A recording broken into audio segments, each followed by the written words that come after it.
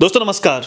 दोस्तों आज भी लोगों के मन में ये सवाल है कि आज से तकरीबन 2.25 साल पहले जो उत्तराखंड की बेटी थी अंकिता भंडारी, 2.25 साल पहले तकरीबन उसकी हत्या कर दी गई थी, उसका मर्डर भी कह सकते हैं। अभी तक उस जो आरोपी थे उसमें तकरीबन 3 आरोपी वो पकड़े गए थे उस समय। क्या कुछ चल रहा है उनको फांसी होगी कि नहीं होगी। इसके अलावा जो विधायिका थी रेणु बिष्ट, उसका मामला भी चल रहा है कि रेणु बिष्ट पे क्यों इसमें अभी तक रेणु बिष्ट पे भी कार्रवाई क्यों नहीं हो पाई। इसके अलावा वीआईपी कौन था, ये तमाम सवाल अभी तक लोगों के जहन में है। और मन में ये भी सवाल आता है लोगों के कि क्या चल रहा है उस मामले में। ऐसा तो नहीं है कि अन्य मामलों की तरह ये मामला भी सेटल हो गया हो या वो बरी हुए कि नहीं हुए, अभी कोर्ट में क्या कुछ मामला चल रहा है, कौन कौन सी धाराएं उनके ऊपर लगी, वे तमाम सवाल आज भी मन में। तो सोचा क्योंकि आज निर्भया की वर्सी भी है, तकरीबन 2012 को ये मामला हुआ था, सन 2012 में। उनको तो इंसाफ मिल गया, लेकिन अभी भी जो उत्तराखंड की अंकिता भंडारी है वो भी दर दर भटक रही है, उसके परिवार वाले, कि कब इंसाफ आखिर मिल पाएगा। क्योंकि जिस प्रकार का इंसाफ एक मिलना चाहिए, जो प्योर जस्टिस जिसे हम कहते हैं, वो नहीं मिल पाए। कई लोग इसमें सवाल भी उठाते हैं कि भाई तीनों को अब जेल में हैं इस समय, अब किस प्रकार से जस्टिस चाहिए। तो वो तमाम सवाल हैं, क्योंकि आज वो शख्सियत भी हमारे साथ में है जो अभी तक वो पैरोकारी कर रहे हैं उनकी, चाहे सुप्रीम कोर्ट हो, चाहे हाई कोर्ट हो, चाहे वो जिला कोर्ट हो। तो तमाम जगह वो पैरोकारी भी कर रहे हैं और उनको मामला भी अच्छी तरीके से पता है। आंसू भाई, पहले तो बहुत स्वागत है आपका। धन्यवाद। आंसू भाई वो शख्सियत हैं, हम दोनों जिस समय पौड़ी में थे, थोड़ा मैं बता देता हूँ ज़रा इंट्रोडक्शन की कैसा, क्योंकि कई लोगों को पता नहीं है था कि ये मामला किस तरीके से आया। हम दोनों वो शख्सियत हैं जिन्होंने सबसे पहले ये मामला उठाया। एक ट्विटर पे जो अंकिता का दोस्त था, मैं थोड़ा नाम भूल, पुष्प नाम था, उन्होंने ट्विटर पे डाला था कि भाई ऐसे इस तरीके का मामला आ गया, उनकी एक फ्रेंड है वो लापता है और उनको अब उत्तराखंड में मदद चाहिए क्योंकि उत्तराखंड की पुलिस उन्हें बुला रही है यहाँ पे। तो डरा हुआ भी था कि क्या कुछ है। तो कहीं से मेरा नंबर मिला और फ़ोन उन्होंने किया कि किसी ने मेरा नंबर दिया होगा कि उत्तराखंड में आपकी यही हेल्प कर सकते हैं। तो हमने उसका फ़ोन आया, तो डरा हुआ भी था। तो मैंने कहा डरने की ज़रूरत नहीं है, अगर आप सही हो, ठीक हो, तो आप आइएगा उत्तराखंड। तो आंसू भाई भी साथ ही थे उस समय। तो गांव का नाम बताया कि वो डोब श्रीकोट की थी। तो मैंने आंसू भाई को बताया कि भाई आंसू भाई जो डोब श्रीकोट की कोई लड़की है। तो आंसू भाई बड़ा भौचक के रह गए कि भाई वो तो हमारा गाँव है, हमारे गाँव की लड़की है। तो तब हमने ज़्यादा और पैनिक हुए इस मामले को लेकर कि मैंने कहा यार लड़की कहाँ चली गई, क्योंकि 3 दिन शायद उस समय हो गए थे और तमाम वो सबूत, स्क्रीनशॉट वगैरह, फिर जो हमें स्टार्टिंग से फॉलो करते हैं उनको पता होगा कि वो सबूत भी सब मेरे माध्यम से रखे गए थे, सोशल मीडिया के माध्यम से, कि इस तरीके से सब चीज़ें हो रहा है। उसके बाद जो पुष्प यहाँ पर आया, तो हम लोग उस समय पौड़ी में थे। तो ऋषिकेश जिस समय आया, तो ऋषिकेश में प्रिंसी रावत थी, उनको फ़ोन किया था। प्रिंसी ने उसकी काफ़ी हेल्प करी थी। बहुत सारे लोगों को पता भी नहीं होगा कि किसने उस समय हेल्प करी। स्टार्टिंग का मामला था, उसके बाद के मामले आप सभी जानते हैं। आंसू भाई, अभी उसके बाद पूरी पैरोकारी आपने करी उसके बाद, क्योंकि आपके गाँव का भी मामला था और शायद रिश्ते में भी आपके कुछ वो लोग लगते हैं। कई लोगों के मन में ये सवाल भी है अभी तक कि 2.25 साल हो गए हैं, तकरीबन सितंबर में ये घटना हुई थी, एक हत्याकांड हुआ था। अभी तक क्या कुछ चल रहा है उसमें। सुप्रीम कोर्ट में भी बोलते हैं मामला है, हाई कोर्ट में भी मामला है, अब कोटद्वार भी आप परसों, मेरे ख्याल से कुछ दिन पहले ही डेट थी, तो वहाँ पर भी आप लोग गए थे। चल क्या रहा है इसमें अभी तक, क्या उनको कौन कौन सी धाराएं लगी है, अभी सज़ा होगी कि नहीं होगी, जो फांसी की बात कर रहे हैं होगी नहीं, स्टेप बाय स्टेप थोड़ा बताइए ज़रा उस मामले में अभी हो क्या रहा है। देखिए, उस मामले में जो तीनों मुख्य आरोपी हैं, तीनों पुलकित आर्य, सौरभ भास्कर और अंकित गुप्ता, जिसका दूसरा नाम पुलकित गुप्ता भी है। अच्छा। वो तीनों अलग अलग जेलों में बंद हैं। पुलकित आर्य आजकल अल्मोड़ा जेल में है और सौरभ भास्कर सुदोवाला में है और अंकित जो है, जिसका पुलकित गुप्ता भी नाम है, वो टिहरी जेल में बंद है। तो ये तीनों जो है बेल के लिए इन्होंने हाई कोर्ट में तीनों ने प्रयास किया और तीनों की बेल हाई कोर्ट से खारिज हो गई थी। अच्छा। वहाँ हमारे जो वकील हैं वो नवनीश नेगी जी हैं, वो लगातार वहाँ पे हमारी तरफ से पैरवी करते हैं और इनकी बेल वहाँ से तीनों की बेल खारिज है, तो तीनों जेल में हैं। बाकी जो लोअर कोर्ट में मुकदमा चल रहा है वो कोटद्वार कोर्ट में चल रहा है। जो एसआईटी ने गवाह बनाए थे, 97 गवाह बनाए थे इसमें, तो 2 साल का जो ये समय निकल गया, ये इसी वजह से निकला कि गवाह बहुत ज़्यादा थे इसमें। इसमें से भी लगभग 50% की गवाही हो पाई, और बाकी लोगों को ये मानकर कि इनकी आवश्यकता नहीं है, उनको अब कोर्ट में नहीं बुलाया गया। और अंत में जो आरोपियों के जो बयान होते हैं, अभियुक्तों के जो बयान होते हैं, 313 के जो बयान जिन्हें कहते हैं, वो दर्ज हो गए हैं। और अब इसमें अब फैसला आना बाकी है। मतलब जो 300 हाई कोर्ट से न लोअर कोर्ट में, हाई कोर्ट से तो ये बेल के लिए जाते हैं, हाई कोर्ट से इन तीनों की बेल खारिज है। तो पहले जो सजा होनी है इनको, तो लोअर कोर्ट से ही होगी। अच्छा। तो कोटद्वार कोर्ट में अब इनका जो इनके बयान जो होने थे, 313 के जो अभियुक्तों के बयान होने थे, वो हो चुके हैं। और अब इनको सजा पे जिरह होनी है और सजा होनी इनको बाकी है।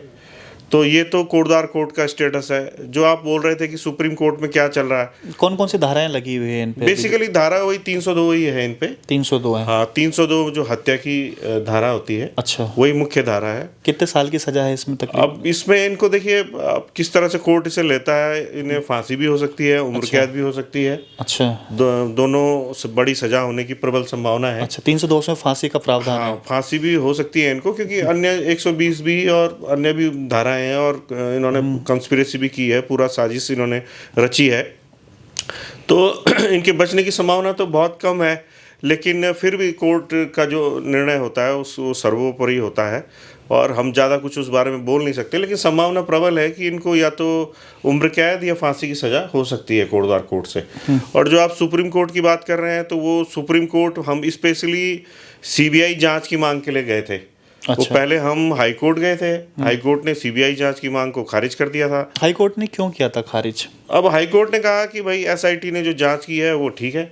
अच्छा। हमने कहा कि एसआईटी ने मुख्यतः 2 बिंदुओं पर ठीक जांच नहीं करी। जो 23 सितंबर की रात को रिजॉर्ट तोड़ा गया, जो यमकेश्वर की विधायक द्वारा रिजॉर्ट तोड़ा गया, वनंतरा रिजॉर्ट तोड़ा गया, और स्पेशली जो कमरा तोड़ा गया अंकिता का, उसको लेकर हमने संदेह व्यक्त किया है कि भाई उसमें जो उसके साथ जो उसका कहेंगे कि उसको फिजिकली भी कहीं ना कहीं उसके साथ गलत हुआ है, उसके जो साक्ष्य हैं वो कहीं ना कहीं रेणु बिष्ट ने मिटा दिए हैं, हमारा ये आरोप है। अच्छा। और दूसरा वीआईपी का जो चैट में जिक्र आया था पुष्पदीप के साथ, जो उसकी चैट थी, कि किसी वीआईपी को एक्स्ट्रा सर्विस देने के लिए उसे प्रेशराइज किया जा रहा था, फोर्स किया जा रहा था। इन दोनों बिंदुओं पर हमने कहा था कि एसआईटी की जो जांच है उसने बिल्कुल भी जांच नहीं की है, और ये दोनों पहलू छोड़ दिए हैं। हम ये चाहते थे कि उस वीआईपी का भी खुलासा हो, और रेणु बिष्ट पर जो साक्ष्य मिटाने का जो अपराध बन रहा है, वो अपराध 201 का जो अपराध आईपीसी की धारा 201 का जो साक्ष्य मिटाने का अपराध होता है,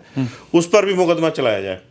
तो अभी हमने कोटद्वार कोर्ट में भी 319 की जो एप्लीकेशन होती है सीआरपीसी की, वो उनके पिताजी की तरफ से लगाई गई थी कि रेणु बिष्ट को भी 201 जो साक्ष्य मिटाने का अपराध है उसका आरोपी बनाया जाए। मैं थोड़ा रोकूंगा आपको बीच में। एप्लीकेशन इतना लेट क्यों है एप्लीकेशन लगाई गई है अभी? देखिए, हमें ये उम्मीद थी कि एसआईटी ही स्वयं पेश करेगी रेणु बिष्ट को, क्योंकि रेणु बिष्ट जो है, जो गवाह की लिस्ट थी उसमें 84 नंबर की गवाह थी। अच्छा। तो हमें उम्मीद थी कि एसआईटी स्वयं ही इनको समन जारी करवाएगी कोर्ट से, और इनके बयान दर्ज होंगे। लेकिन हमें हैरानी है कि जो जेसीबी ऑपरेटर है दीपक, उसके तो बयान दर्ज हुए। दीपक ने बयान दिए कि रात को, उस 23 तारीख की रात को रेणु बिष्ट ने उन्हें वहाँ पे बुलाया, रिजॉर्ट में बुलाया, और स्पेशली कहा कि अंकिता का कमरा, उसकी 2 दीवारें स्पेशली तोड़वाई। अच्छा। तो अब तो उनके खिलाफ जो है कोर्ट में भी साक्ष्य हैं, तो हमें उम्मीद थी कि कोर्ट में बुलाया जाएगा, लेकिन नहीं बुलाया गया। तो तब हमने उसके बाद जो है एप्लीकेशन कोर्ट में मूव की। अब उसका स्टेटस अभी मुझे एकदम क्लियर नहीं है, लेकिन जो भी स्टेटस होगा, जैसी भी स्थितियाँ होगी, तो उसके बाद हम देखेंगे कि हमें फिर हो सकता है अगर यहाँ से न्याय ना मिले तो उसमें भी हमें हाई कोर्ट जाना पड़ सकता है। अच्छा, एसआईटी की जो रिपोर्ट आई होगी, पढ़ी होगी आपने, कि क्या जो उन्होंने फाइनल रिपोर्ट जो कोर्ट में सबमिट की, उसमें क्या निकल के आया है कि हत्या क्यों हुई थी? देखिए, एसआईटी की जो जांच रिपोर्ट है उसमें तो देखिए तीनों लोगों को ही, जो ये तीनों हैं, पुलकित आर्य, सौरभ भास्कर और अंकित गुप्ता, इन पे ही केंद्रित किया उनने जांच को। और जांच में कहा कि ये लोग कहीं ना कहीं उसको परेशान कर रहे थे, उसको प्रोस्टिट्यूशन की तरफ धकेलना चाह रहे थे। और जब उसने डिनाई किया तो इनको ये डर हुआ कि ये बाहर जाके इनका नाम खोलेगी। अच्छा। तो इन्होंने उसको चीला बैराज में धक्का दे दिया। ये जांच रिपोर्ट में निचोड़ इस जांच का, उनका एसआईटी की जांच का ये है। एसआईटी की जांच जो है वीआईपी के एंगल से कुछ नहीं कहती है। एसआईटी की जांच ये नहीं कहती है कि रेणु बिष्ट ने 23 तारीख की रात को रिजॉर्ट क्यों तोड़ा, जबकि यही एसआईटी 23 तारीख की दोपहर में अपनी जो उनकी फॉरेंसिक जांच टीम है उससे अंकिता के कमरे की जांच तो करवाती है। मतलब अगर जांच करवाती है इसका मतलब ये तो है कि कहीं ना कहीं ये मान रही है एसआईटी भी कि उस कमरे में अपराध हो सकता है। लेकिन जब उसी जो कहेंगे क्राइम सीन को तोड़ देती हैं रेणु बिष्ट, तो तब उन्हें बचा लेती है। हमारा ये कहना है कि सरकार के दबाव में कहीं ना कहीं एसआईटी काम कर रही है। मैं भी कुछ दिनों पहले सीएम साहब का इंटरव्यू भी देख रहा था, एक उनसे भी ये सवाल पूछा गया कि भाई रेणु बिष्ट पे कार्रवाई क्यों नहीं हुई, तो उनका जवाब ये था कि जो वहाँ से एसआईटी ने सैंपल ले लिए थे या जो उनको एविडेंस चाहिए तो फोटोग्राफीज वगैरह वीडियोग्राफी वगैरह हो चुकी थी, मतलब जो वहाँ से मतलब सबूत इकट्ठे हो सकते थे वो कर लिए गए थे, तो उसके बाद वो तोड़ा गया है सब चीज़ें। मतलब ये सीएम साहब का कहना था। देखिए जब तक कोर्ट में मुकदमा चलता है, ये तो कोई मैं कहूँगा कि बहुत कम पढ़ा लिखा है या जिसको कानून का ज़्यादा नॉलेज ना भी हो, जब तक मुकदमा चलता रहता है साक्ष्य को इंटैक्ट रखा जाता है। क्राइम सीन जो कमरा था वो बंद रहना चाहिए था। अच्छा, जो आप जांच की बात कह रहे हैं तो एसआईटी की जांच में तो कुछ भी नहीं निकला है। उन्होंने रेप या उस तरह के फिजिकल असॉल्ट की कोई भी साक्ष्य निकाल के नहीं लाए हैं। तो हमारा ये कहना है कि अंकिता इवन बाल तक कलेक्ट करके लेने आए उस कमरे से। तो ऐसा संभव हो सकता है कि अंकिता जिस कमरे में रही हो वहाँ उसका एक सर का बाल तक वो कलेक्ट नहीं कर पाए। तो हमारा ये कहना है कि एसआईटी की जो भूमिका है वो संदिग्ध है। कहीं ना कहीं राज्य सरकार के दबाव में जब सोशल प्रेशर बन रहा था, लोगों का प्रेशर बन रहा था, तो जांच के तुरंत बाद उसी रात को तोड़ना ये संदेह उत्पन्न करता है कि कहीं ना कहीं एसआईटी ने जो जांच की वो खानापुरी के लिए की और उसे डर था कि कोई दूसरी जांच एजेंसी जैसे सीबीआई जांच के लिए आएगी तो हमारी पोल खोल देगी। इस वजह से रात को रिजॉर्ट तोड़ दिया गया।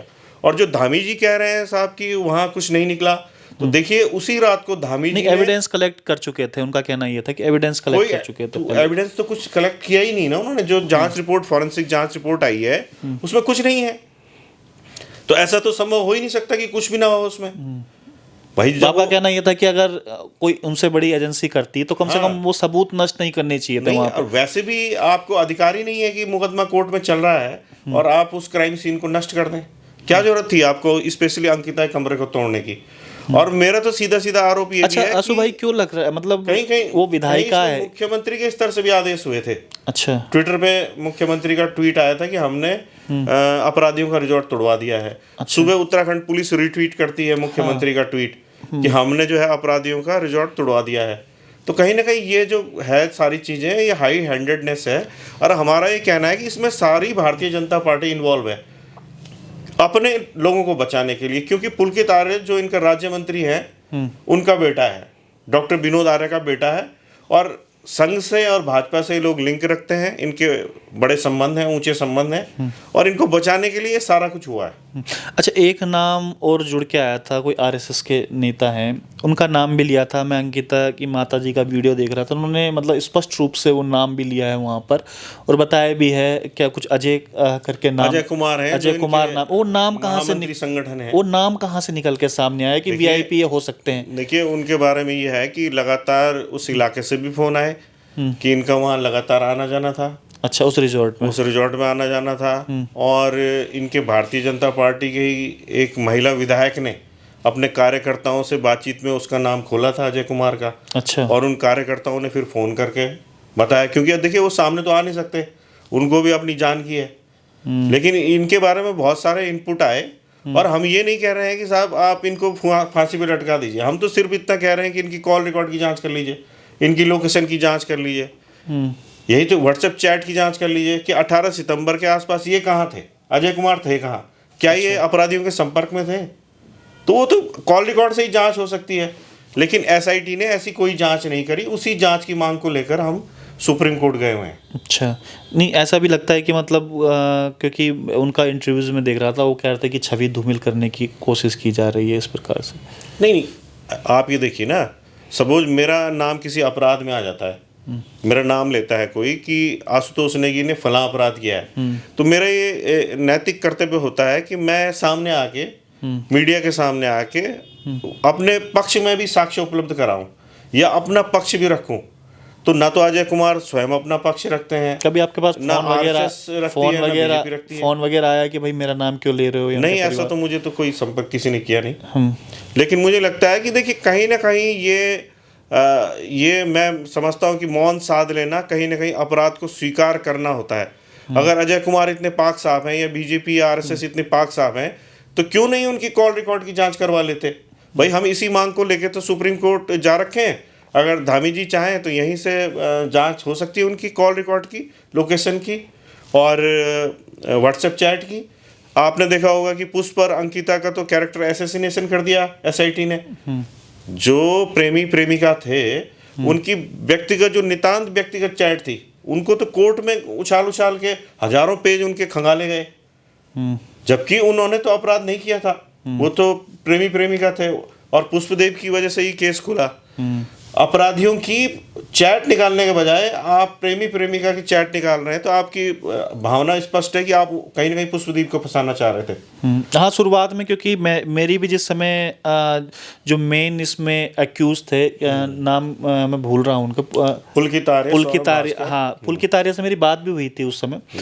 और बात में ये निकल के आया था कि जो लड़का है, शायद जो जम्मू का लड़का है पुष्प, उनका आपस में कुछ चल रहा था। स्टार्टिंग की बात मैं बता रहा हूँ आपको कि हो सकता है कि उसके साथ कुछ चलेगी।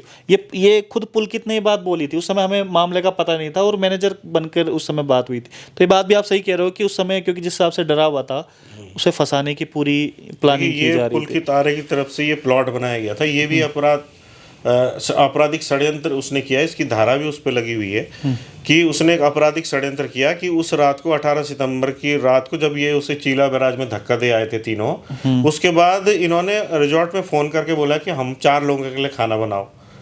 जबकि 4 मतलब चौथी तो इन्होंने धक्का दे दिया था, तो 3 लोगों को आना था। मतलब रिजॉर्ट में भी इन्होंने कन्फ्यूजन बना के रखा कि वो कमरे में आ गई है, जबकि वो कमरे में नहीं थी। उसके बाद जो रिजॉर्ट का वर्कर खाना देना जा रहा था उसको रोका और बोला कि हम देके आएंगे, क्योंकि वो कमरे में नहीं थी। और उसके बाद ये पटवारी चौकी में जाके इसने कंप्लेंट लिखाई कि वो मिसिंग है। अगर ये इतना ईमानदार था और सपोज वो अपनी उससे आत्महत्या उसने कर ली थी या वो अचानक गिर गई थी, तो क्या इससे पुलिस को सूचित नहीं करना चाहिए? ये सारी चीज़ें तो इसकी खुल चुकी हैं, क्योंकि इसने शुरू से ही इसमें कंस्पिरेसी करी, धोखे में रखने की कोशिश करी, पुलिस को धोखा दिया, पटवारी चौकी में गलत रिपोर्ट लिखाई। तो सारी चीज़ें इसकी पकड़ में आ गई हैं कि इसने आपराधिक षड्यंत्र करके इंटेंशनली उस लड़की को मारा। और ये पोस्टमार्टम रिपोर्ट है, उसमें भी डॉक्टर ने कहा है कि ये जबरन धक्का देने से ये गिरी है लड़की। कोई ऐसा नहीं है कि ये अचानक गिर गई, गलती से गिर गई या इसने खुद कूद मारी। जो इस पर चोट लगी है, इसमें जो एंटीमॉर्टम इंजरीज हैं वो इस प्रकार की हैं जो जबरन धक्का देने से होती हैं। तो इस समय पूरे साक्ष्य हैं इसके खिलाफ, इन तीनों के खिलाफ, कि इन्होंने उसे जबरन धक्का दिया है। तो अब वो सारी बात खत्म हो गई कि आत्महत्या का प्रयास था या अचानक गिर गई, ये क्या हुआ। ये सारे साक्ष्य इनके खिलाफ पड़ चुके हैं और हमें न्यायपालिका पर पूरा विश्वास है कि इन तीनों को वहाँ से खुर्दार कोर्ट से एक बड़ी सज़ा होगी। बस हमें चिंता यह है कि रेणु बिष्ट और जो वीआईपी का एंगल है, उससे कहीं ना कहीं जो है राज्य सरकार या केंद्र सरकार या आरएसएस के दबाव में एसआईटी ने प्रॉपर जांच नहीं करी। और अब हमारी उम्मीद सुप्रीम कोर्ट से ही है। अच्छा, अगर सुप्रीम कोर्ट से आदेश हो जाएंगे तो इसी से ही रिलेटेड सवाल है कि जब ये सवाल आता है, अगर सरकार से पूछा जाता है, ये जो सत्ताधारी जिसमें पार्टियों से पूछा जाता है, उनका कहना ये रहता है कि भाई हमारा काम था अपराधियों को पकड़ना, वो पकड़ के अभी जेल में है, अब और इससे ज़्यादा और क्या चाहिए? जो सजा देना है काम है तो न्यायालय करेगा, इसमें सरकार का क्या दोष है? देखिए, सरकार का ये दोष है कि आपने रिजॉर्ट तोड़वा दिया सबसे पहले। मुख्यमंत्री के आदेश पर मुख्यमंत्री का ट्वीट है 23 सितंबर की रात का। तो कहीं ना कहीं मुख्यमंत्री भी इसमें संलिप्त है, सीधा सी बात है। उत्तराखंड पुलिस इसमें रिट्वीट करती है, तो उत्तराखंड पुलिस के जो तत्कालीन डीजीपी रहे होंगे, कहीं ना कहीं उनकी हाई हैंडेडनेस नजर आती है। तो सरकार इस तरह से इन्वॉल्व है। और जब आपके एक बड़े जो आपके पॉलिटिकल अधिकारी हैं या पद है जिनके पास, अजय कुमार उनका नाम आ रहा है, तो आप अगर इतना पाक साफ है तो उनकी कॉल रिकॉर्ड की जांच क्यों नहीं करवा देते आप? इसीलिए तो हाई कोर्ट के बाद हम सुप्रीम कोर्ट गए हैं। सुप्रीम कोर्ट ने हमारी याचिका को स्वीकार किया है और लगातार वहाँ पे सुप्रीम कोर्ट में बहस हो रही है। अब 10 फरवरी को उसमें बहस है, तो 10 फरवरी से पहले भी राज्य सरकार चाहे, धामी जी चाहें, तो अपने डीजीपी को कहकर अजय कुमार की कॉल रिकॉर्ड, लोकेशन, उनकी व्हाट्सएप चैट, उसकी जांच करवा लें। दूध का दूध, पानी का पानी हो जाएगा। अगर वो पाक साफ निकल आते हैं तो फिर हम क्या कह रहे हैं? हम इतनी सी तो बात कह रहे हैं। और दूसरी बात जो रेणु बिष्ट का है, देखिए साक्ष्य मिटाने का अपराध तो उनका बनता ही है। अगर लोअर कोर्ट से हमें न्याय नहीं मिलेगा तो हम हाई कोर्ट जाएंगे, सुप्रीम कोर्ट अच्छा, जाएंगे। एक चीज़ और समझ में नहीं आती है इसमें कि जो आपने सीबीआई की मांग के लिए की है, तो ये हाई कोर्ट में क्यों खारिज हुई? क्योंकि ये पब्लिक डोमेन का मामला था और खाली उत्तराखंड में नहीं, है पूरे देश में एक माहौल था कि भाई उस बेटी को इंसाफ मिलना चाहिए, उसके साथ गलत हुआ। तो सीबीआई से क्यों, मतलब हम अन्य मामलों में हमने देखा है कि उत्तराखंड में छोटा सा प्रॉपर्टी का कोई विवाद होता है तो उसमें तक सीबीआई आ जाती है। ऐसे हुए हैं उत्तराखंड में मामले, लेकिन इतना बड़ा पब्लिक डोमेन का मामला है फिर सीबीआई की संस्तुति नहीं मिली इसमें। देखिए, तो हाई कोर्ट के जो जस्टिस थे, जस्टिस संभवतः संजय मिश्रा थे, वो थे उस समय वहाँ पे, तो उन्होंने रिजर्व रखा और 1 महीने बाद वो ऑर्डर आया। तो अब उनके आदेश का पे तो हम उनके लिए कुछ कह नहीं सकते, लेकिन हाँ, निराश जरूर है हम। और अगर हम सुप्रीम कोर्ट गए और सुप्रीम कोर्ट में हमारी याचिका स्वीकार हुई है तो कहीं ना कहीं प्राइमा फेसी तो सुप्रीम कोर्ट ने हाई कोर्ट को गलत माना है। अगर हाई कोर्ट एकदम सही होता तो हमारी याचिका स्वीकार ही नहीं की जाती सुप्रीम कोर्ट में। अगर सुप्रीम कोर्ट ने हमारी याचिका को स्वीकार कर लिया है तो कहीं ना कहीं प्राइमा फेसी हाई कोर्ट कहीं ना कहीं गलत है। तो अभी तक मतलब सुप्रीम कोर्ट को यही तो आदेश करने कि सीबीआई होगी कि नहीं होगी, तो उसमें क्यों लेट लग रहा है? उसमें डिले इसलिए हो रहा है विजय भाई कि एक तो यहाँ से जो इनके एडवोकेट है राज्य सरकार के, वो लगातार एडजॉर्नमेंट लेते हैं। अच्छा, छुट्टी ले लेते हैं, कभी बीमारी का बहाना कर लेते हैं, कभी ये दलील देते हैं कि साहब कोटद्वार कोर्ट में सब कुछ ठीक चल रहा है, इसको अननेसेसरी, मतलब कोई ऐसा तर्क नहीं होता उनके पास, लेकिन बार बार एडजॉर्नमेंट देना, कुतर्क वहाँ पे देना जो एडवोकेट कर ही सकते हैं और करते ही हैं, इस तरह से मामले को लटकाया जा रहा है। तो देखिए, इसमें तो बाद में सारी चीज़ें जब आ जाएंगी तो हम इसमें एक किताब भी लिखेंगे बाद में कि हमने किस तरह से ये सारी न्याय की लड़ाई लड़ी और भारतीय जनता पार्टी की जो सरकार, धामी सरकार है, इसने कैसे कदम कदम पे रोड़े अटकाए। और इसके अलावा एक पहलू तो आप भूल ही गए कि 8 मुकदमे मुझ पे भी चल रहे हैं। हाँ, मैं नेक्स्ट सवाल वही मैं पूछना वो भी है कि कहीं ना कहीं मेरी कमर तोड़ने की कोशिश की गई कि मैं कहीं डर जाऊं या मेरी हिम्मत टूट जाए तो फिर इस मुकदमे का पैरोकारी जब बैठ जाएगा तो ये लोग तो बच ही जाएंगे। उन मुकदमों का क्या हो रहा है? हमने देखा है कि पुलिस वाले खड़े हो रखे हैं, आपको घुटनों के बल बिठाया जा रहा है। देखिए, सारे झूठे मुकदमे हैं, चाहे वो जेल भी SC ST का मुकदमा हो, वो व्यक्ति तो लगातार ये सब इसीलिए हो रहा था कि फेसबुक पे गालियां लिख रहा है, उस पर तो कोई कार्रवाई नहीं होती। हाँ। उल्टा हम पे मुकदमे दर्ज किए जाते हैं। उसके बाद जब गिरफ्तारी होती है, पुलिस आरोप लगाती है कि भाई मैंने वर्दी फाड़ दी। तो अगर मैंने वर्दी फाड़ दी तो नेचुरली मैंने हाथ से उनकी वर्दी को पकड़ा होगा, खींचा होगा, तो भाई उसमें भी मैं फॉरेंसिक जांच की मांग करूंगा कि भाई मैंने वर्दी फाड़ी तो कैसे फाड़ी। उसके बाद एक पोक्सो का लगा दिया, कुछ बच्चों के साथ कोई शिक्षक बदतमीजी कर रहा था तो उस शिक्षक को तो नहीं पकड़ा, हम पे कर दिया। एक मुकदमा यहाँ और कर दिया, जो अंकिता से पहले रिसेप्शनिस्ट थी, हमें डाउट था कि वो मिसिंग है, उसके बारे में पोस्ट डाली, वो तो आपको भी पता है, और उनका हमारा मामला खत्म हो गया था। जबरन मुकदमा कर दिया। अब शायद आपने तो शायद इसलिए किया होगा कहीं इसके साथ भी इस तरीके का गायब तो नहीं है, गायब तो नहीं वो लड़की समझ गई थी। हाँ। लेकिन जबरन पुलिस ने उसमें भी अपराध दर्ज कर दिया। वो अनुसूचित जाति वाला जो है वो फिर एक पुलिस के पास जब भी जाता है कुछ भी एप्लीकेशन लेके, वहाँ पे एक मुकदमा दर्ज हो जाता है। तो ऐसे होते करते 7-8 मुकदमे हो चुके हैं। तो एक तरह से कहीं ना कहीं मेरी बीवी का ट्रांसफ़र किया गया यहाँ से, उसी दिन मुझ पे SC ST का मुकदमा हुआ, और मेरी पत्नी जो यहाँ देहरादून में थी उसका पिथौरागढ़ ट्रांसफ़र किया गया। कहीं ना कहीं मुझे परेशान करने की कोशिश की गई कि ये आदमी विचलित हो जाए और इस मुकदमे की पैरोकारी छोड़ दे, लेकिन ऐसा हुआ नहीं। और जनता ने जो हमारा साथ दिया है लगातार, आप जैसे पत्रकार साथियों ने जो हमारा मनोबल बढ़ाया है, उससे आज हम इस मुकाम पे इनको ले आए कि इनको अब लोअर कोर्ट से सजा होने वाली है। लेकिन इन सब चीज़ों के बाद आंसू भाई एक चीज़ और निकल के सामने आती है, उसके बाद आप चुनाव भी लड़े हैं, तो ऐसी क्या जरूरत आन पड़ी थी कि अब चलो चुनाव में चलते हैं? देखिए, चुनाव लड़ने से तो मुझे बहुत ज़्यादा फायदा हुआ है। हाँ। देखिए, वोट का प्रश्न नहीं था, वो ये था कि अंकिता के मुद्दे को हमने पब्लिक डोमेन में ले जाना था। और मैं समझता हूं पब्लिक डोमेन में तो था पहले से मुद्दा। देखिए, वो अलग चीज होती है। हाँ। एक चुनाव का मुद्दा बना के जनता लोगों के बीच में जाना। लोगों को तो ये लग रहा है कि आशुतोष नेगी ने अंकिता की भावनाओं का फायदा उठाकर इसलिए चुनाव में आए हैं। अंकिता की भावनाओं का फायदा उठाने वाली बात ही नहीं है। हाँ। एक्चुअली हम तो अंकिता की माँ को ही लड़वाना चाह रहे थे। हाँ। लेकिन जब कांग्रेस के बड़े नेताओं ने सहमति नहीं बनाई तो हमें लगा कि अंकिता की माँ शायद बहुत अच्छा वोट ना ला पाए, जो मेरे साथ भी हुआ। लेकिन क्योंकि मैं पत्रकार था, उसकी पैरवी कर रहा था, तो मेरे पे कोई फर्क तो पड़ना नहीं था। हम नहीं चाहते थे कि अंकिता की माँ का कद छोटा हो। आशुतोष नेगी अगर कम वोट भी लाता है तो उसका कोई फर्क नहीं पड़ता, क्योंकि वोटों के लिए तो वो चुनाव लड़ा ही नहीं गया था। वो उस मुद्दे को एक लोकसभा स्तर पे, चुनाव के स्तर पे लाके जनता में पहुंचाने के लिए वो था। और आप ये देखिए ना कि उसका प्रभाव क्या हुआ। भले ही इस लोकसभा सीट से हमें बहुत ज़्यादा वोट ना पड़े हों, लेकिन आप देखिए केंद्र की जो सरकार है, क्योंकि वो केंद्र के लिए चुनाव था, और हम जो है लगातार अपने भाषणों में केंद्र सरकार को भी घेर रहे थे। तो आप ये देखिए कि कहीं ना कहीं उसका प्रभाव राष्ट्रीय स्तर पे पड़ा है। उससे फायदा तो नहीं हुआ। जो आपकी खुद की जो कॉन्स्टिट्यूंसी है, जो संसदीय क्षेत्र मैं कहूँगा उसको, वहाँ से तो भारतीय जनता पार्टी अच्छे खासे बहुमत से जीती है। देखिए ऐसा है कि जब चुनाव लड़े जाते हैं, अभी केदारनाथ में चुनाव हुआ, वहाँ पे पूरा माहौल भाजपा के खिलाफ था।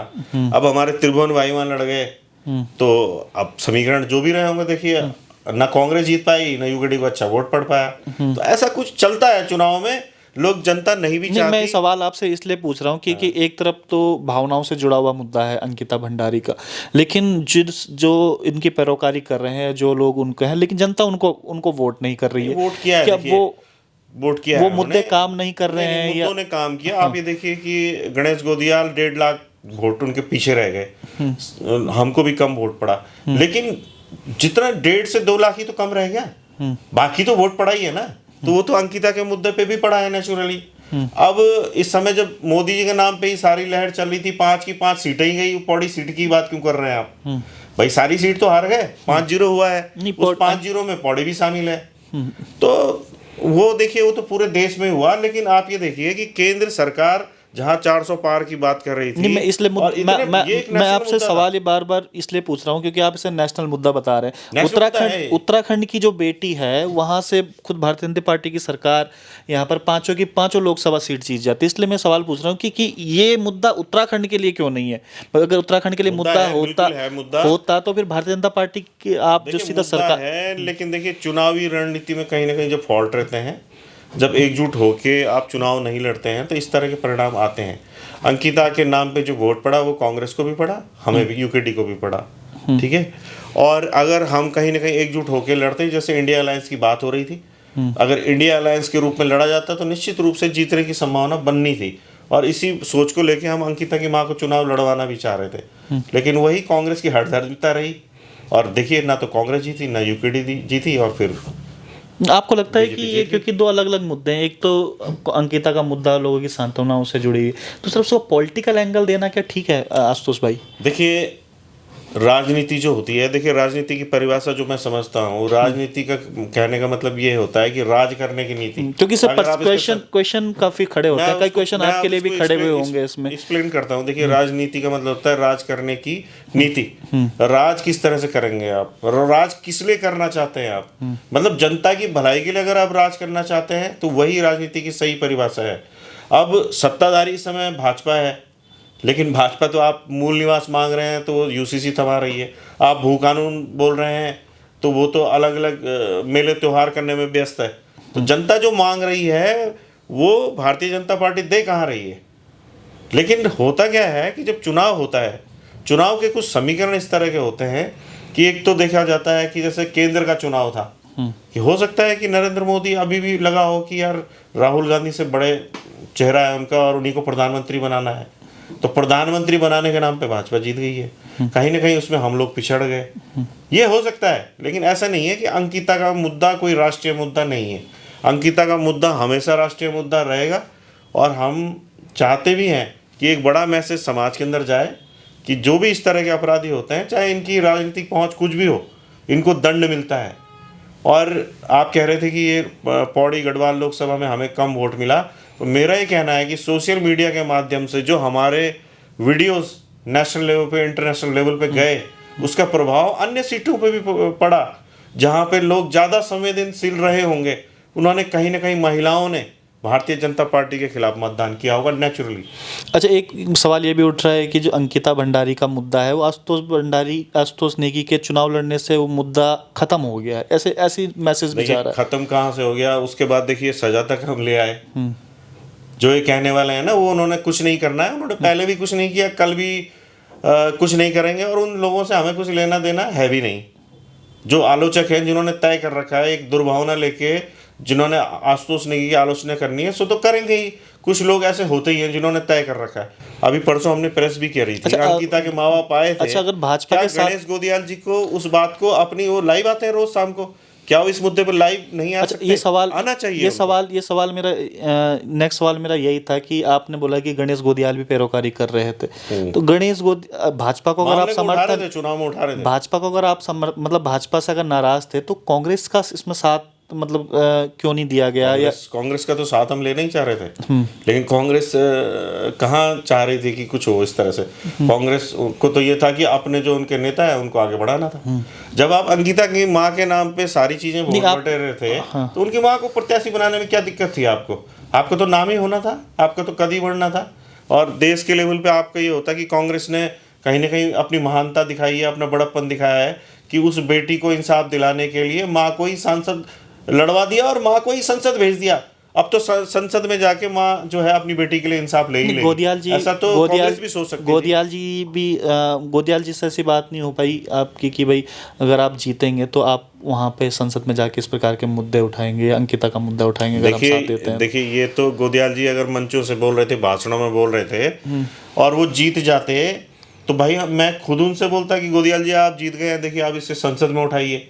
लेकिन जो व्यक्ति जीता है उसकी पार्टी तो देखिए न्याय दिलाने के मूड ही में नहीं है, तो मैं उस व्यक्ति से क्या पूछूं? अब वो तो पहले भी नहीं कह रहे थे यार 9 अंकिता के नाम पे जीते हैं, वो तो मोदी जी के नाम पे जीत रहे हैं ना। अंकिता के नाम पे और पहाड़ियों को इंसाफ दिलाने के नाम पे तो हम लोग लड़ रहे हैं ना यहाँ पे। वो तो मोदी जी के नाम पे लड़ रहे हैं, वोट भी मोदी जी के नाम पे मांगते हैं, तो उन लोगों से क्या कहा जाए? अब मैं ये कहूँगा, देखिए ये अभी भी एक सबक है। देखिए आगे के जो चुनाव होंगे और इसी प्लेटफॉर्म पे होते रहे जैसे हो रहे हैं, और लगातार यूकेडी भी हार रही है, कांग्रेस भी हार रही है, बॉबी पंवार वाला ग्रुप भी हार रहा है, हम लोग हारेंगे। आप आज मेरा ये इंटरव्यू नोट कर लीजिए, अगर हम इसी पैटर्न में लड़ेंगे तो हम तीनों फिर हारेंगे, जीतेगी फिर भाजपा। कहीं ना कहीं हम तीनों को, कांग्रेस को, यूकेडी को और बॉबी पंवार के ग्रुप को चुनाव के लिए तालमेल बैठाना पड़ेगा, एक कैंडिडेट भाजपा के खिलाफ खड़ा करना पड़ेगा, तब लोग हम चुनाव जीत पाएंगे। जनभावना हमारे पक्ष में है, लेकिन जो वोट है ना वो हमारा बढ़ जाता है आपस में, और उस वजह से हम जीत नहीं पाते। अब आगे का क्या है, कब तक ये लड़ाई अभी जारी रहेगी? देखिए ये सजा तो इनको लगभग हो ही जाएगी अब 1-2 महीने में। उसके बाद ये पैसे वाले तो है ही, हाई कोर्ट जाएंगे, तो इनके पीछे हमें हाई कोर्ट जाना पड़ेगा, हाई कोर्ट इनके खिलाफ लड़ना पड़ेगा। और ईश्वर ने चाहा अगर हाई कोर्ट से भी इनको सजा हो गई तो ये सुप्रीम कोर्ट पहुंचेंगे, तो इनका अधिकार है, फिर सुप्रीम कोर्ट हमें लड़ना पड़ेगा। तो हमारे लिए तो लंबी लड़ाई है। पैसों का इंतजाम कहाँ से हो रहा है? पैसों का इंतजाम किस तरीके से, फंडिंग कैसे हो रहा है? इंतजाम तो देखिए ऐसा है कि कोर्ट में तो आने जाने का तो इतना पॉकेट मेरे पास भी होता ही है कि आने जाने का तेल नहीं, जब लड़ाई हाई कोर्ट सुप्रीम कोर्ट तक पहुंचे करेंगे। अभी हमने अंकिता भंडारी न्याय ट्रस्ट भी बना दिया है, क्योंकि पहले ये होता था कि क्राउड फंडिंग होती थी तो हम पे भी ये लोग बीजेपी वाले आरोप लगा देते थे कि ये पैसा कमा रहे हैं। तो वो क्राउड फंडिंग भी जो थोड़ा बहुत पैसा आया था वो अंकिता के पिताजी को, आपको भी पता है कि 50,000 रुपये हुए थे, वो तो दे दिए थे। अब हमने इस विवाद से बचने के लिए अंकिता भंडारी न्याय ट्रस्ट बना दिया है, और उसमें अभी तक लगभग 60,000 से थोड़ा सा ज़्यादा पैसा जमा हुआ है। लगातार उसमें लोग जो भी हमारे, जैसे आपका भी ये वीडियो है, मैं चाहूँगा कि इसमें मैं डिटेल आपको दे दूंगा। इस इंटरव्यू के साथ अभी एक राजीव भाई ने भी इंटरव्यू किया था, उसके बाद 5-6 हज़ार रुपये उसमें आए, किसी ने 500, किसी ने 2,000 रुपये डाला। तो ऐसा कुछ ना कुछ आता रहता है, और हमको तो केवल कोर्ट के लिए ही चाहिए फीस, तो हम भी चाहते हैं कि वकील को कुछ तो दे ना, कम से कम क्लरिकल वर्क के लिए तो पैसा दे, तो वो पैसा हो जाएगा हमारे पास। अच्छा, कई वादे भी मैं देख रहा था कि जिस समय धामी जी आए थे तो वादे किए थे, जैसे कि वहाँ पे नर्सिंग कॉलेज का नाम अंकिता भंडारी के नाम पे रखना हो, या जो अंकिता के जो भाई है उन्हें कुछ सरकारी नौकरी है, इस कोई वादा पूरा नहीं करा साहब इन्होंने। देखिए इन्होंने पिछले साल जब अंकिता की बरसी थी उसमें कहा था कि अपने, उनका भी मेरे ख्याल से 18 सितंबर, शायद 16 सितंबर इनका जन्मदिन है धामी जी का, मुझे एग्जैक्टली याद नहीं है। 2 दिन पहले इनका अपना ही ट्विटर से आया कि जो नर्सिंग कॉलेज है वो हम अंकिता के नाम पे कर देंगे, क्योंकि एक साल में हमने इसमें कुछ नहीं किया, कुछ नहीं था, बोर्ड में जाके नाम लिखना था, उसमें कोई पैसा खर्च नहीं होना था, और वो जमीन भी हमने दान की भी है, डोब सिकोट हमारी जमीन है वो दान की हुई, जिसमें वो नर्सिंग कॉलेज बना हुआ है। मतलब हमारी गांव की बेटी को मार दिया, आपके नेता के बेटे ने मार दिया, और आप खुद घोषणा कर रहे हो कि आपके गांव की उस जमीन में जो नर्सिंग कॉलेज है, जो बेटियों के लिए ही बना हुआ है, उसमें आपकी बेटी का नाम लिख दिया जाएगा, और उस बात से ही आप मुकर जा रहे हो। तो अब क्या कह सकते हैं, वो तो देखिए सारे प्रमाण है उसके, ट्विटर आप देख सकते हैं। गांव में कहा कि एक सड़क अंकिता के नाम पे बनाई जाएगी गांव के अंदर, वो नहीं बनी। पानी की समस्या जस की तस है, दोनों माँ बाप बीमार हैं, ये बताया गया कि उनके गांव में बेटे को नौकरी लगी है। बेटे को नौकरी, तो वो सीए की पढ़ाई कर रहा है, कोई नौकरी नहीं मिली, कुछ नहीं मिला है। आप जाके गांव से चेक कर सकते हैं, माँ बाप से बात कर सकते हैं। तो कोई भी जो इनकी घोषणा थी वो पूरी नहीं हुई है। छोड़िए ना घोषणा की, तो हमें वो है भी नहीं। हम तो न्याय चाह रहे हैं, हमें न्याय अब ये क्या देंगे, अब इनसे छीन के ले रहे हैं ना हम तो। अब हमें इनका कोई एहसान भी नहीं लेना है, अब तो हम छीन के ले रहे हैं और लेके रहेंगे हम। भाई 313 के बयान हो गए, लोअर कोर्ट से सजा मिलेगी, तय बात है। उसके बाद जाए हाई कोर्ट, सुप्रीम कोर्ट, कहीं भी जाए, जो इनके खिलाफ साक्ष्य यहाँ पड़ गए हैं वो तो अकाट्य है ना। वो हाई कोर्ट सुप्रीम कोर्ट में तो चेंज होंगे नहीं, तो सजा इनको सुप्रीम कोर्ट से भी होगी, थोड़ा समय जरूर लगेगा। कितना तक समय मान के चल रहे हैं अभी? देखिए हाई कोर्ट में तो लंबा नहीं चलना चाहिए, लंबा नहीं चलना, 2-4-6 महीने चलना चाहिए। तो ये मान के चलते हैं कि 2025 के एंड तक मामला सुप्रीम कोर्ट भी चले जाएंगे, तो 2025 के एंड तक निपट जाना चाहिए। अगर इस तरह से जैसे उलझाए नहीं इन्होंने कि कभी इनके वकील एडजॉर्नमेंट लेते रहे, वो करते रहे। तो लोअर कोर्ट से भी उम्मीद है आपको कि हाँ, फांसी या फिर फांसी नहीं तो उम्र कैद की तो पूरी उम्मीद है हमें, पूरी उम्मीद है। चलिए, काफ़ी लंबा इंटरव्यू भी हो गया है और बहुत बहुत धन्यवाद आंसू भाई। एक लंबा संघर्ष आपका रहा है इस बीच, और बहुत कम लोग होते हैं जो, हम लोग चंद खबरें आती हैं, कुछ दिनों की शोर शराबा होता है, कुछ दिनों तक बुरा लगता है, लेकिन एक लंबे समय तक संघर्ष करना आशुतोष नेगी ने जो किया है, तकरीबन इसके कारण 8 मुकदमे आशुतोष नेगी, आपने सबने वीडियोस भी देखी होंगी जिस प्रकार से घुटनों पर आशुतोष नेगी को बैठाया हुआ था पुलिस के लोगों ने, और जेल भी रह के आए। तो आशुतोष नेगी बनना भी कोई आसान काम नहीं है। तो आशु भाई बहुत बहुत धन्यवाद। बहुत बहुत धन्यवाद। आपने लगातार शुरू के पहले दिन से जो है इस मामले को उठाया, और आज इस मुकाम तक लाने में आपका भी एक छोटे भाई की तरह योगदान है।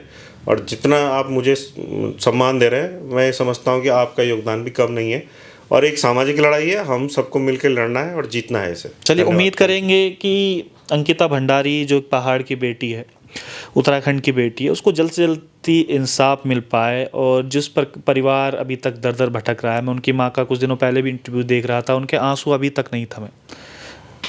तो वो माँ का दर्द एक माँ ही जान सकती है, क्योंकि वो उसकी माँ है, और लगातार उनके आंसू भी छलकते रहते हैं जब कभी भी अंकिता का जिक्र होता है। तो उम्मीद करते हैं कि जो उत्तराखंड सरकार है, जिस प्रकार से इल्ज़ाम लगाए जा रहे हैं कि भाई अभी तक जो विधायिका है उसके ऊपर कोई कार्रवाई नहीं हुई, वीआईपी का नाम सामने पे नहीं आया, जो सरकार का काम है, जो सरकार की एजेंसियां हैं उनका काम है इस प्रकार से जो कार्रवाई करना या इस प्रकार के सबूत ढूंढ के लाना। तो उम्मीद करते हैं कि कहीं ना कहीं सरकार भी जागेगी, और अब कोर्ट में तो मामला चल ही रहा है, अब देखते हैं क्या कुछ होता है। लेकिन जो एक लंबा संघर्ष रहा है, चाहे आशुतोष नेगी का बोलें या तमाम जो उनके साथ लोग जुड़े हुए हैं, वाकई में बड़ा सराहनीय। बहुत बहुत धन्यवाद। जुड़े रहिएगा विजय पथ न्यूज़ पर।